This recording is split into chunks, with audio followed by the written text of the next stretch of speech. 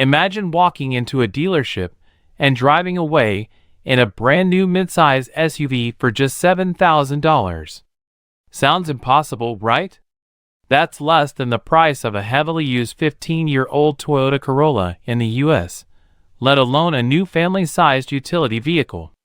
But that's exactly what Zhu Jiangming, the CEO of Leapmotor, a fast-growing Chinese EV maker partly owned by Stellantis, says could soon become a reality. While this scenario might seem like fantasy to the average American car buyer, it could be closer than we think, and the implications for the U.S. auto market are enormous. Zhu believes that future production efficiencies and tech integration, particularly with chips and electronics, will drastically lower manufacturing costs, similar to what happened with flat-screen TVs and smartphones. Today, massive 100-inch televisions in China can be had for under $850, and household air conditioning units go for about $150. The leap from home electronics to vehicles might seem extreme, but the automotive industry is undergoing a similar transformation.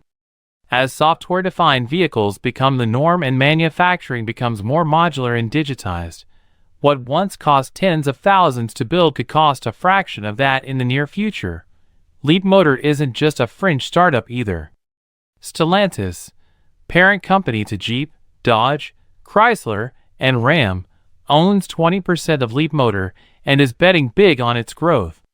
The company's C16 SUV, for example, currently sells for just $24,000 to $27,000 in China.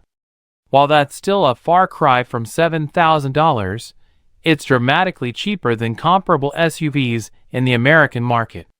If this trend continues and production costs follow the same curve as consumer electronics, Leapmotor CEO might not be exaggerating after all. This kind of pricing isn't just disruptive. It's a threat to the entire structure of the Western auto industry. In America, the average midsize SUV sells for well over $40,000. Add options, and prices quickly climb into the $60,000 to $70,000 range. That pricing model has worked for years because of strong brand loyalty, dealer networks, and financing options. But all of that begins to collapse when a new vehicle with competitive features and performance can be sold for a fraction of the price. At that point, the cost of manufacturing becomes the ultimate advantage, and the Chinese automakers are positioning themselves to win. Leapmotor's forecast is arriving at a time when the Chinese auto industry is already shaking up the global landscape. Companies like BYD have begun flooding their domestic market with aggressively priced EVs, some of which are being offered for under $8,000. The BYD Seagull, a small city EV, recently dropped to around $7,700.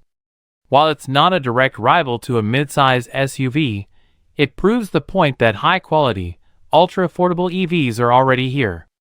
And as the cost of battery production and chip integration continues to fall, automakers like Leapmotor will have the blueprint to scale up to larger vehicles at equally shocking prices. However, not everyone is convinced this is a good thing. The CEO of Great Wall Motor, another major Chinese carmaker, recently expressed concerns about the price war gripping the Chinese market. He warned that it could trigger a collapse similar to what happened in China's real estate sector, referencing the infamous downfall of Evergrande. Industry insiders speculate he may have been alluding to BYD, though the company's executives were quick to push back on any suggestion of financial instability. Still, the tensions are real, and the pace of competition has the potential to destabilize even the most established players. This internal conflict among Chinese automakers might seem like an opportunity for American and European manufacturers to catch up or stabilize, but in reality, it only highlights how far behind Western carmakers are falling.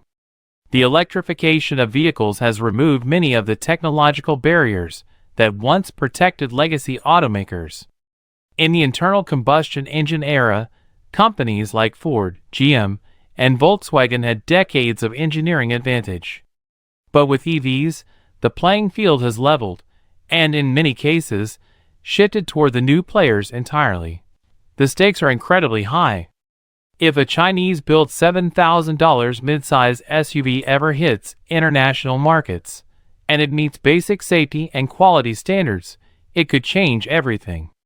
Automakers in the US and Europe would be forced to rethink not just pricing, but manufacturing, labor costs, supply chains, and even brand identity.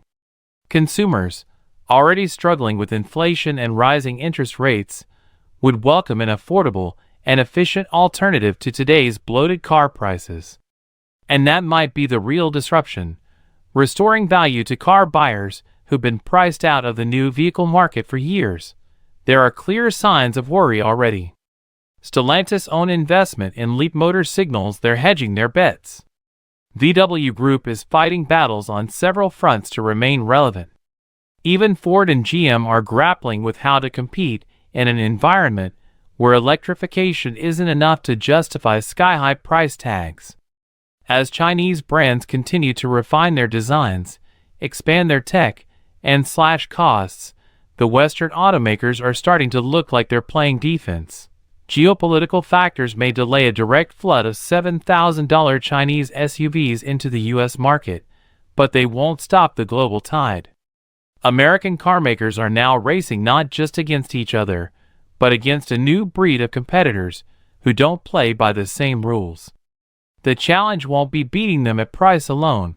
It will be figuring out how to build vehicles that offer real value without relying on legacy brand prestige or bloated markups. The idea of a $7,000 midsize SUV might sound impossible today, but so did the idea of a $1,000 smartphone or a $500 4K TV just a decade ago. If there's anything tech history has taught us, it's that cost curves tend to bend faster than anyone expects. And when they do, industries that once felt invincible are suddenly at the mercy of those who saw it coming. The only question now is, will the American auto industry adapt fast enough, or will it be left staring at a price tag it simply can't match?